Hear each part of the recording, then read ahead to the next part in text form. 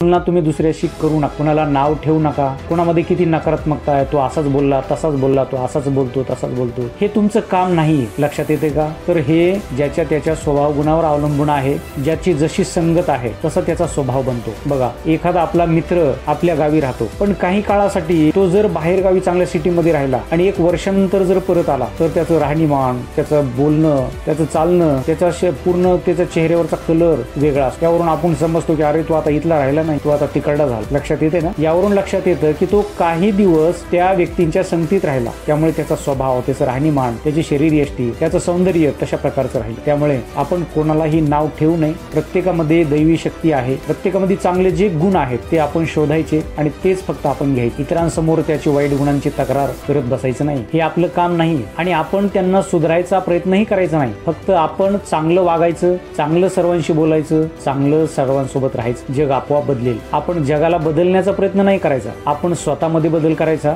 जग आपोआप बदलेल. पण आपण उलट करतो. आपण नेहमी जगाला बदलण्याचा प्रयत्न करतो, पण आपण स्वतःमध्ये आपले दोष कुठले आहेत हे आपल्याला कधीच दिसत नाहीत. ज्याप्रमाणे आपला चेहरा आपल्याला दिसू शकत नाही, त्याप्रमाणे आपल्यामध्ये कुठले वाईट गुण आहेत हे आपल्या स्वतःला समजत नाही. त्यामुळे हे नेहमी लक्षात ठेवा. कुणामध्ये किती दोष आहेत हे न काढता त्याच्यामध्ये चांगले गुण कोणते आहेत हे आपण पाहिले पाहिजे. हाच यशस्वी जीवनाचा मंत्र आहे.